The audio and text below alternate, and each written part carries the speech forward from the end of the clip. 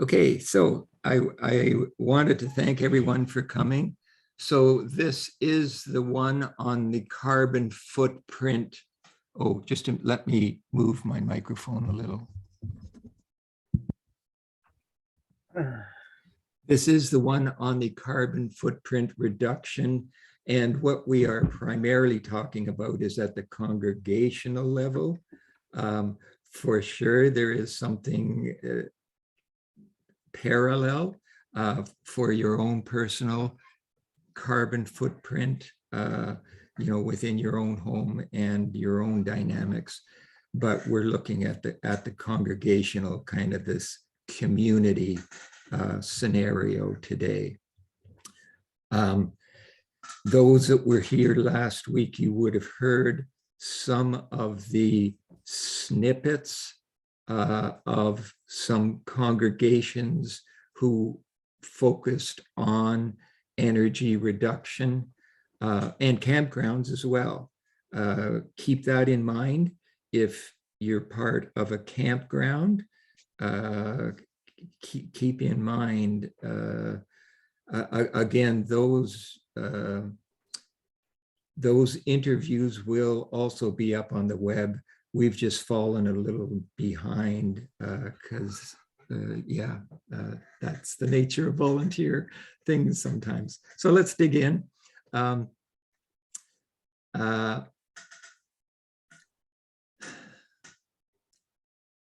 I've listed six major things.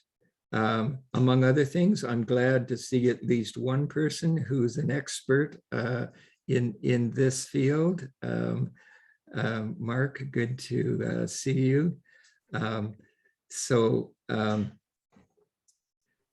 won't claim that I know everything about the specifics. And I unfortunately missed last week, so forgive me if I'm redundant with what's already been discussed.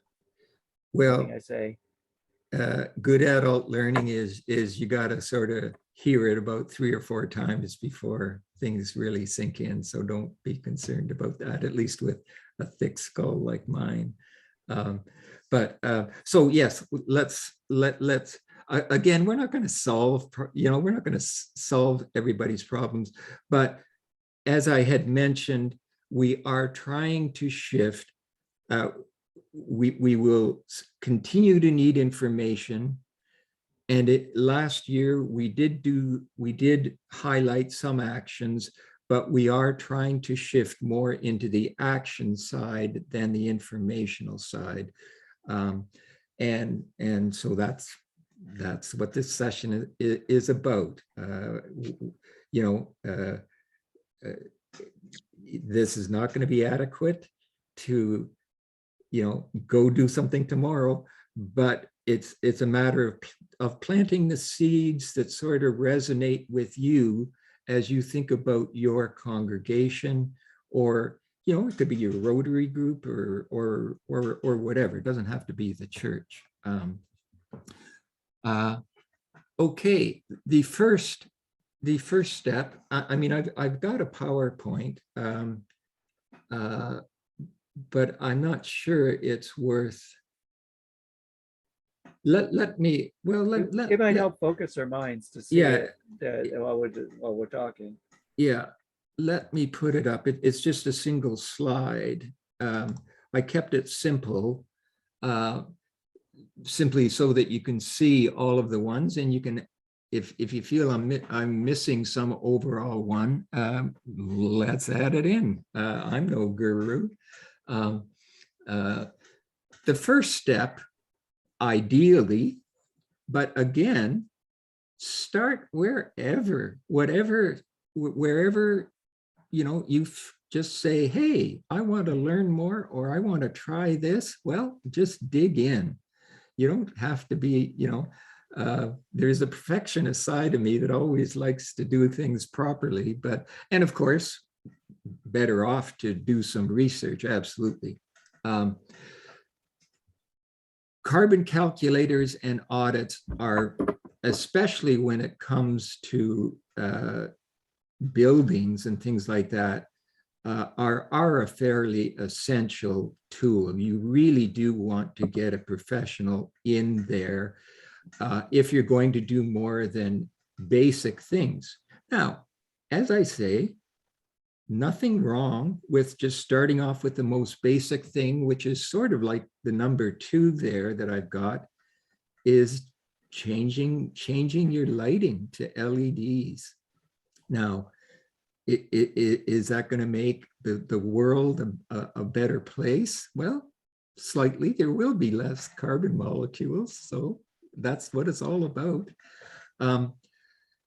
But as I've mentioned before, the one thing about even taking small steps that may not be that significant is in your mind, once you've taken that, it can open up your creative imagination and you can start seeing things that you didn't see before.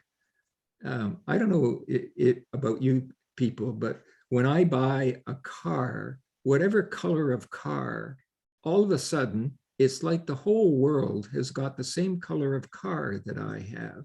You know, it's that type of thing. Your mind simply sees things differently just by the act of it.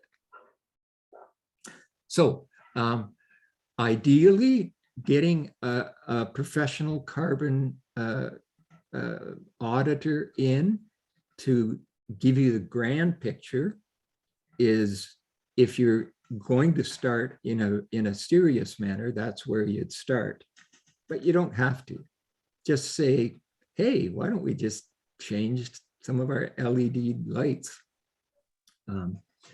So I've listed the basic things. I'll just very quickly go through them, and because I want to get into more of a dialogue and see what I'm missing among other things, and but also just see, you know, within your congregation, where do you feel you are and things like that. That's kind of what we're wanting to get into.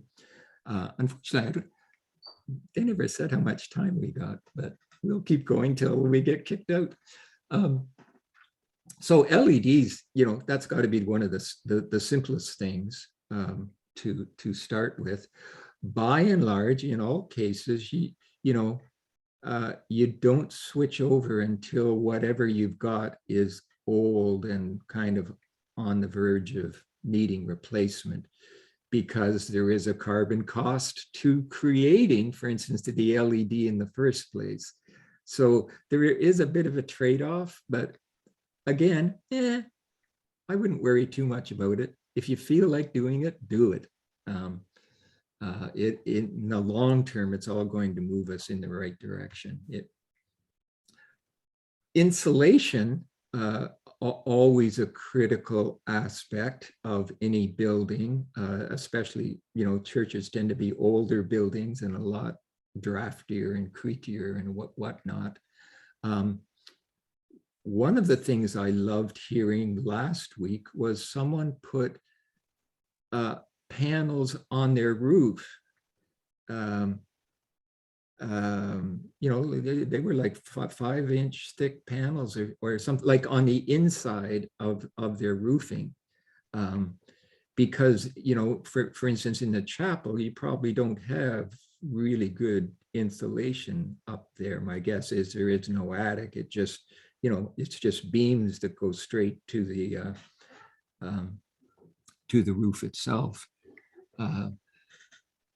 So anyway, there's a number of things there. Doors and windows for sure can make a difference. Now your HVAC, that's your heating and air conditioning. That's the trickiest thing, because these are buildings. Boy, that's a real expense. Our church was built in 1967.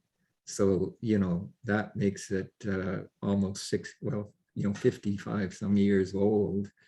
It's got this old boiler that has gone kind of half gone on us a couple times.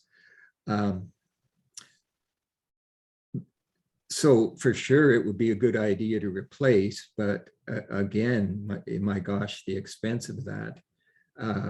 The thing I would do there is, first of all, check what type of rebates are around for buildings, because if you're in a state or a province,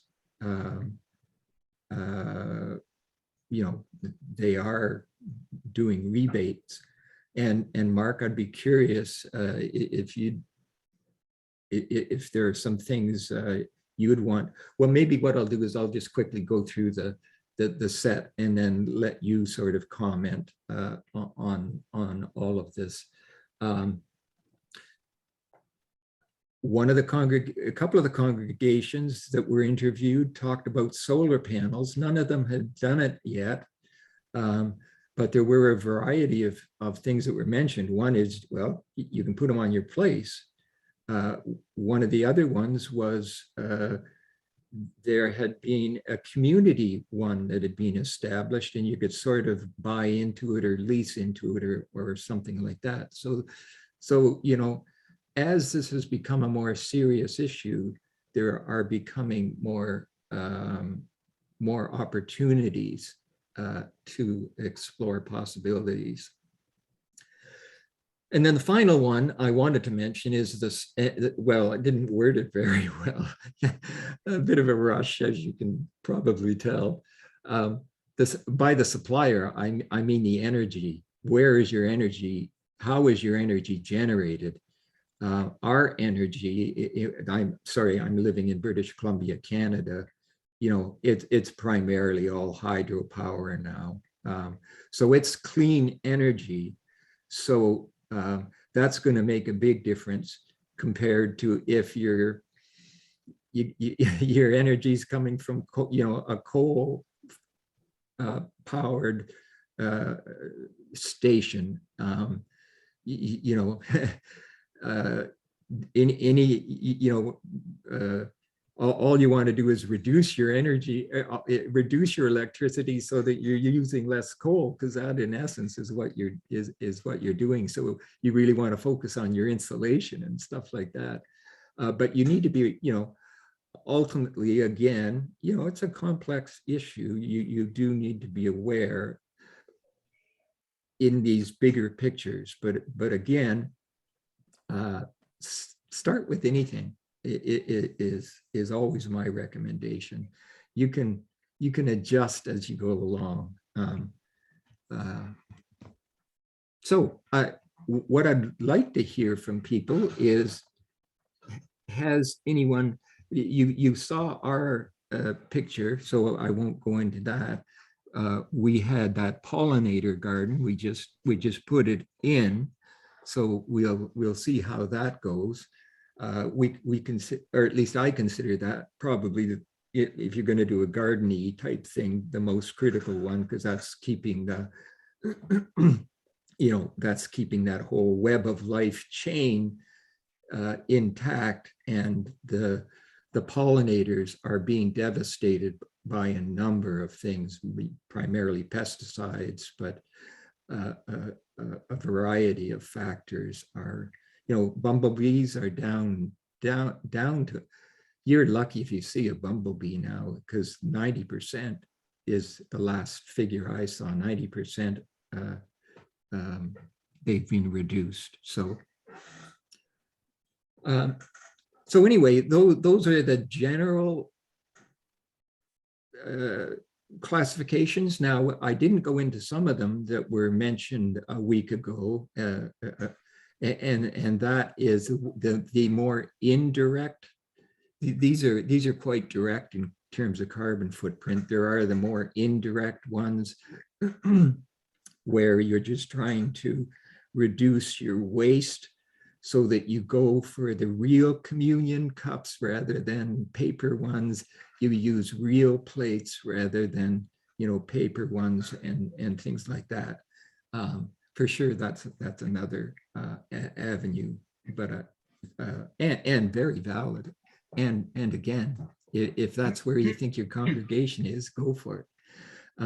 So at this point, let's just open it up, see where everybody is, and see where you personally feel you are, and where you feel your congregation might be intrigued.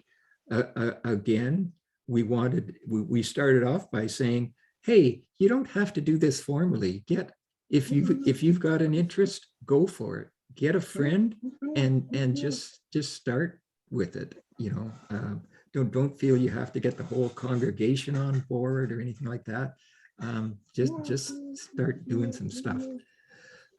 So Mark, I don't know whether you would like to comment on anything in terms of some of the priorities or some of the things I'm missing, or just some of your experiences. I'd like Well, you I feel have some free. thoughts, but I don't want to monopolize the conversation. I could probably fill the remaining time if I wanted to.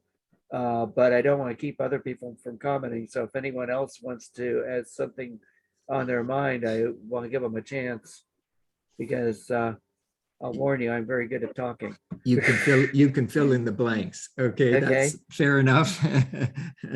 I see Gary's hand. Yeah, Rod, this is one thing that struck me as soon as I saw your list is that, and this may be the secondary issues that you're talking about, but look at Vancouver, where some of the population lives 50 kilometers from the church.